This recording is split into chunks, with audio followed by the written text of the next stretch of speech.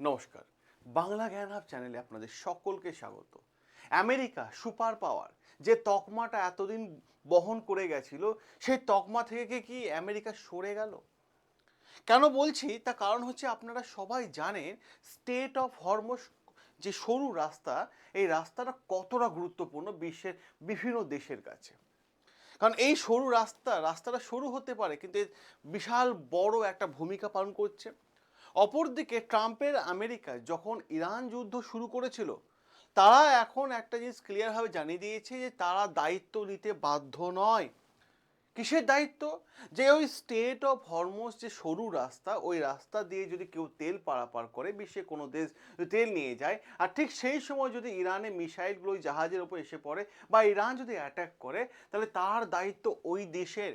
America help করার জন্য সেনাও পাঠাবে না, মিসাইলও পাঠাবে না, কারণ আমেরিকার স্পষ্ট বার্তা, US not help any more. তারা জানিয়ে দিয়েছে কোনো প্রকার হেল্প করবে না। তাহলে ভাবুন বর্তমান সময় কি বিশ্বে লিডারশিপ চেঞ্জ হতে যাচ্ছে। কেন বললাম লিডারশিপের কথাটা? কারণ এই অবস্থায় আপনারা দেখবেন গোটা বিশ্বকে নেতৃত্ব দেবার জন্য ইউকের প্রধানমন্ত্রী কেয়ার স্টারমার সামনে এসেছেন। কেয়ার স্টারমার সামনে এসেছেন এবং তিনি এসে বিশ্বে 35টা দেশের সাথে এতদিন ধরে যোগাযোগ করছিলেন যে স্টেট অফ হরমুজ কীভাবে খোলা হতে পারে বা খোলা দেওয়া যেতে পারে। আর তার জন্য বিরাট বড় ধরুন আর্টিকেল চলে এসছে, ইউএস লিড করছে রেগুলেশন অফ 40 কান্ট্রিজ, ঠিক আছে, যেখানে কিসের জন্য, যে স্টেট অফ হরমুজ যাতে কোনো রকমভাবে খোলা যায় কি না তার জন্য বিশ্বের বিভিন্ন দেশের সাথে তিনি যোগাযোগ করেছেন। এবং তিনি গতকাল সন্ধেবেলা তিনি একটা মিটিংও ডেকেছিলেন এবং বলা হচ্ছে যে তিনি যোগাযোগ করেছিলেন তো 40টা দেশের সাথে, কিন্তু সেই মিটিংয়ে অনলাইন মিটিংয়ে সেখানে কিন্তু বিশ্বের 60খানা দেশ এসে হাজির হয়েছিল এবং ভারতের তরফ থেকেও ভারতের বিদেশ সচিব বিক্রম মিশ্র স্যার তিনিও কিন্তু অংশ নিয়েছিলেন। তাহলে বিশ্বে কি লিডারশিপ চেঞ্জ হয়েছে? যা কখনো বিপদে পড়লে সবাই আমেরিকার কাছে সাহায্য চাইতো, আজ আমেরিকা হাত তুলে দিয়েছে কেন? প্রশ্ন তো এইটাই। গোটা বিশ্ব কিন্তু অবাক যে এই মুহূর্তে গোটা বিশ্বকে লিড করছে কে? ইউকের প্রধানমন্ত্রী কিয়ার স্টারমার। আবার স্টেট অফ হরমুজ কেন গুরুত্বপূর্ণ? কারণ কালকেই যে মিটিং হয়েছে সেই মিটিংয়ে পরিষ্কারভাবে আলোচনা হয়েছে স্টেট অফ হরমুজের গুরুত্ব নিয়ে। আর এখানে আপনাদের বুঝে নিতে হবে যে স্টেট অফ হরমুজ হচ্ছে মেরিটাইম চেক পয়েন্ট। কারণ এই জায়গাটা স্টেট অফ হরমুজ যদি আপনারা দেখেন, এখানে আমি যে ম্যাপের মাধ্যমে আপনারা দেখায়, এই জায়গাটা আপনারা দেখতে পাচ্ছেন, এই যে স্টেট অফ হরমুজ এই জায়গাটা, হ্যাঁ, এই জায়গাটা খুব সরু, দেখুন খুবই সরু এলাকা। আর এই সরু এলাকাটা আপনাদের দেখে মনে হচ্ছে অল্প ছোট্ট একটা এলাকা, না, টোটাল এখানে বলা হয়ে থাকে যে 21 থেকে 26 কিলোমিটার পর্যন্ত বিস্তার লাভ করে আছে। কিন্তু মেইন যে জায়গাটা এখান থেকে এইটুকু চলেছে, এটা হচ্ছে 6 থেকে 7 কিলোমিটার, যেটা ইরানের কন্ট্রোলে আছে। আর এইটাই স্টেট অফ হরমুজে যোগাযোগ করিয়ে দিয়েছে, দেখুন দ্য গালফের সাথে, ঠিক আছে, দেখুন এখানে যে ওমানের সাথে আপনারা দেখতে পাবেন, ঠিক আছে, সবার সঙ্গে যোগাযোগ কানেক্টিভিটি একটা রাস্তা। তাহলে বুঝতে পারছেন এই জায়গাটা কতটা গুরুত্বপূর্ণ। আর এই রাস্তা দিয়ে, এই জায়গায় দিয়ে বিশ্বে 20টা দেশের, ঠিক আছে, বিশ্বে 20% তেল এই রাস্তা দিয়ে কিন্তু পারাপার হয়। আর বলা হয়ে থাকে যে আপনারা দেখতে পাচ্ছেন এই সৌদি আরবের সব থেকে বেশি তেল এই স্টেট অফ হরমুজ দিয়ে যায়। ইউএই সব থেকে বেশি তেল এই স্টেট অফ হরমুজ দিয়েই যায়, ঠিক আছে। তো ভাবা যায় ইরাক, কুয়েত, এ সবাই কিন্তু এই স্টেট অফ হরমুজ দিয়ে কিন্তু তেল পারাপার করে থাকে বিশ্বের বিভিন্ন দেশে। তা বর্তমানের দিনে এইটা যদি বন্ধ হয়ে যায়, লক হয়ে যায়, তাহলে তো সমস্যায় পড়তে হবে। আর এই মুহূর্তে ডোনাল্ড ট্রাম্প বলছে, ভাই আমি কিছু করতে পারবো না, তোমরা নিজেদের সমস্যা নিজেরা বুঝে নাও। কারণ ডোনাল্ড ট্রাম্প নিজে ইরান যুদ্ধে ফেঁসে আছে। পরিষ্কারভাবে প্রশ্ন এখানে পরিষ্কারভাবে বোঝা যাচ্ছে যার জন্য বিশ্বের লিডারশিপ কি চেঞ্জ হয়ে গেল। কেন বললাম কথাটা বুঝতে পারছেন? যেহেতু ডোনাল্ড ট্রাম্পের কাছে কোনো হেল্প পাওয়া গেল না, তাই কিয়ারা স্টারমার ইউকের প্রধানমন্ত্রী বিশ্বের 40টা দেশের সাথে তারা কিন্তু মিটিং করেছে, আলোচনা করেছে। এবং এই রাস্তাটা ভারতের জন্য কেন গুরুত্বপূর্ণ জানেন? এই রাস্তাটা আমি আপনাদের বলে দিই, কারণ ভারতে 40% ক্রুড অয়েল এই স্টেট অফ হরমুজ দিয়ে কিন্তু এক প্রান্ত থেকে আরেক প্রান্ত যায়। 50% এলএনজি ভারতের এই রাস্তা দিয়ে আসে।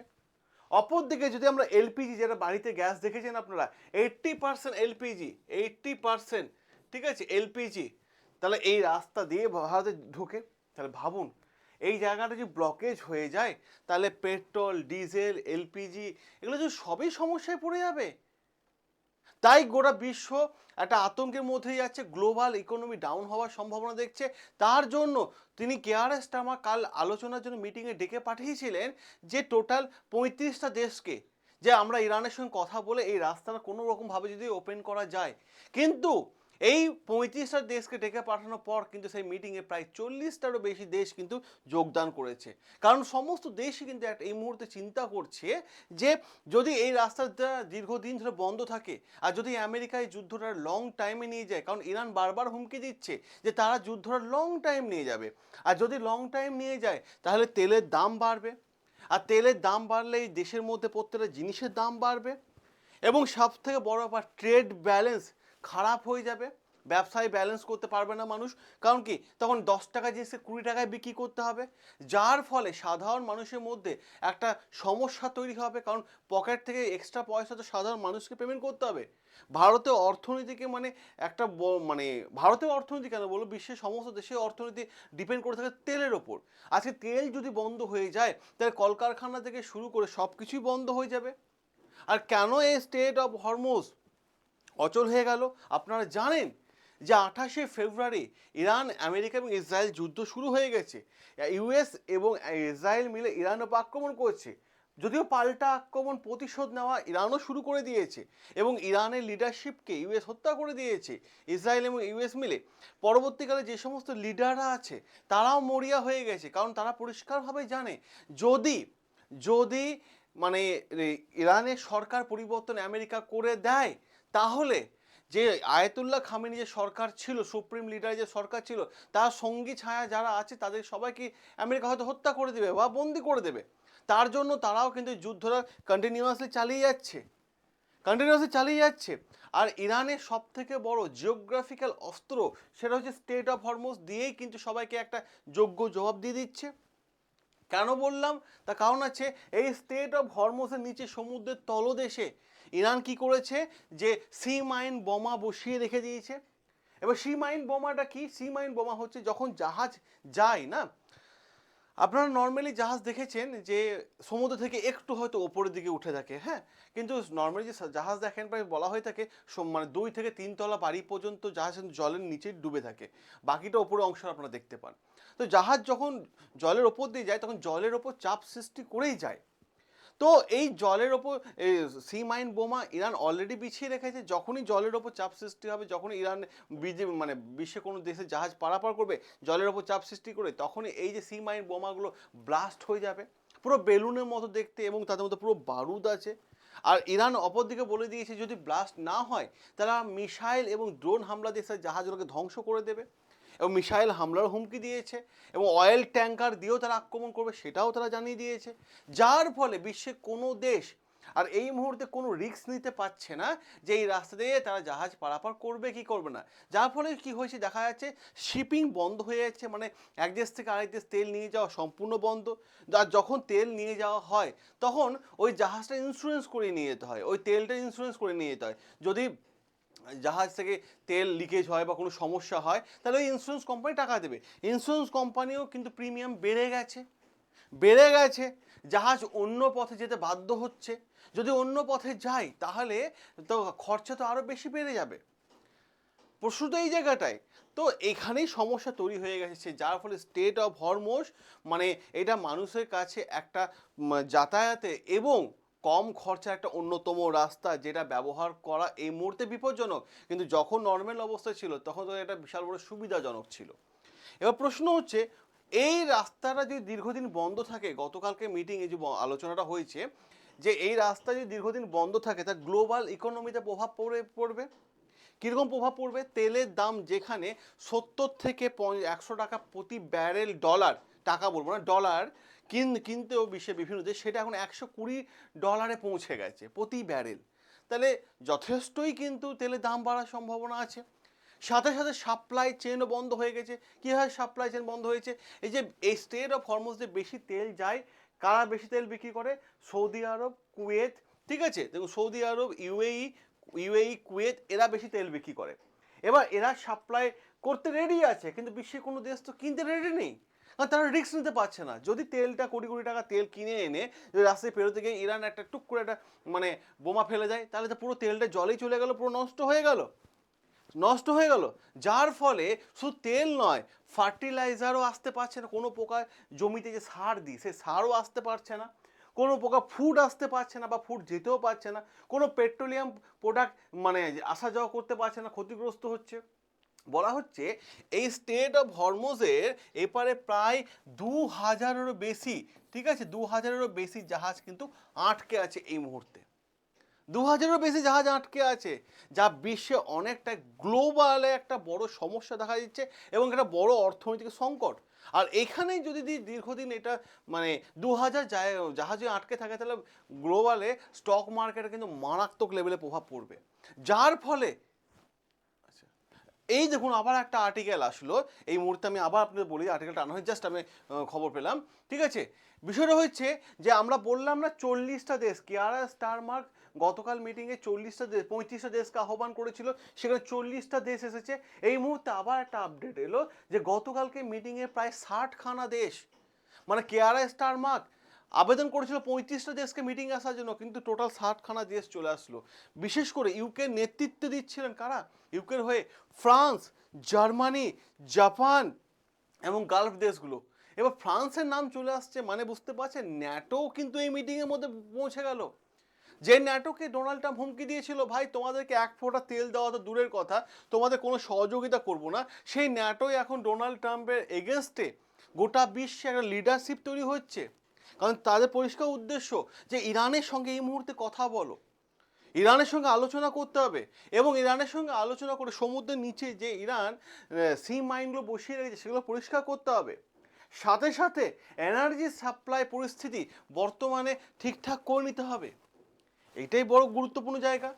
আর ইউএসের এই মুহূর্তে বর্তমান যদি অবস্থান দেখেন, ট্রাম্প এই দায়িত্ব নিতে অস্বীকার করেছে, বলছে ভাই আমি রাজি নই, যা তেল নিয়ে যাবে নিজের রিক্সে নিয়ে যাও, যুদ্ধ চলছে চলুক কিন্তু নিজের রিক্সে নিয়ে যাও। ভাবুন, বলছে অন্য দেশগুলো সমস্যায় পড়ুক। তার মানে একটা জিনিস ক্লিয়ার, ইউএস কি স্ট্র্যাটেজি উইথড্রল করে নিল? আর ইউএসের স্ট্র্যাটেজি কি পশ্চিমা দেশগুলো থেকে সরে যাচ্ছে? কারণ ন্যাটো কিন্তু এই মিটিংয়ে যোগদান করেছে। যে আমেরিকার কথা এতদিন ন্যাটো বা ইউরোপিয়ান ইউনিয়ন কান্ট্রিগুলো শুনতো, তারা কেন এই মিটিংয়ে যোগদান করেছে? এইটাই তো বড় প্রশ্ন। এবং ইউকের ভূমিকা কিয়ারা স্টারমার্ক নেতৃত্ব দিয়েছেন, এবং পরিষ্কারভাবে আলোচনা হয়েছে যে ইরানি মিলিটারি সাথে কথা বলে ডিপ্লোমেসি একটা আলোচনা করতে হবে।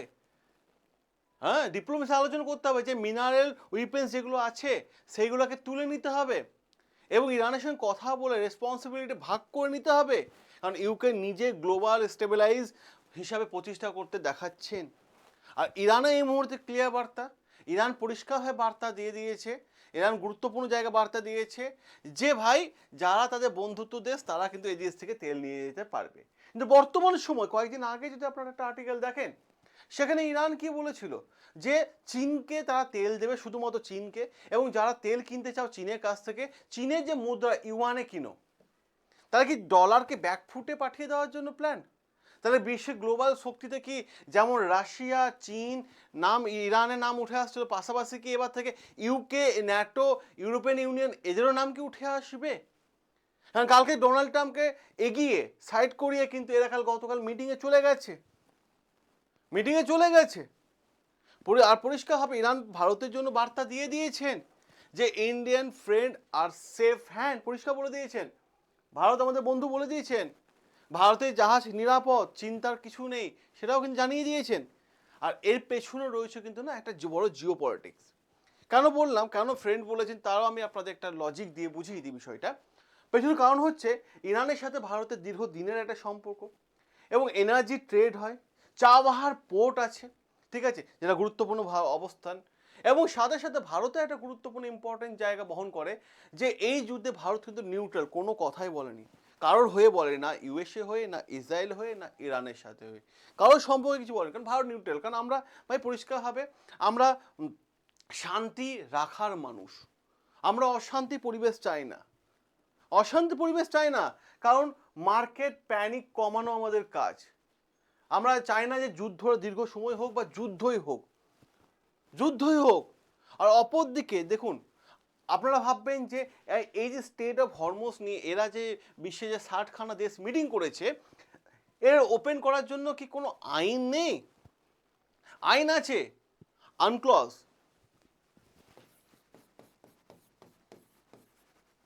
আনক্লজ আইন আছে, কিন্তু যখন যুদ্ধ লাগে তখন কি কোনো আইন কাজে লাগে? এটা আপনারা বলুন তো। যুদ্ধ লাগলে কি আইন কাজে লাগে? কারণ যুদ্ধ হলে আইন নয়, তখন শক্তি বড় ইম্পর্টেন্ট হয়ে যায় এবং শক্তি সামনে থেকে এসে হাজির হয়ে যায়, ভারত আগে এসে হাজির হয়ে যায়। এইটা হচ্ছে গুরুত্বপূর্ণ জায়গা। তো এই মিটিংয়ের ফলে কি নতুন কোনো লিডারশিপ তৈরি হচ্ছে আমেরিকা ছাড়া? আমেরিকাকে কি সবাই কি ব্যাকফুটে পাঠিয়ে দিল? এই প্রশ্নটা আমি আপনাদের উদ্দেশ্যে রাখলাম। আপনার মতামত একটা গুরুত্বপূর্ণ মতামত। আপনার মতামত দিয়ে আপনি অবশ্যই কমেন্ট বক্সে কমেন্ট করে ভরিয়ে দিন এবং আপনার লজিক দিয়ে অতি অবশ্যই বোঝাবেন। অনেকে অনেক কিছু উল্টোপাল্টা কমেন্ট করে, কিন্তু যারা লজিক দিয়ে কমেন্ট করবেন তাহলে তাদের ওই মানে কমেন্টগুলো আমি নিজে রিপ্লাই করি, যদিও রাত্রে দিকে করি। সকলে ভালো থাকবেন, সুস্থ থাকবেন। আজকে প্রতিবেদনটা এইটুকুই রাখলাম। দেখা হবে আপনাদের সাথে নতুন আরও একটা আর্টিকেল নিয়ে।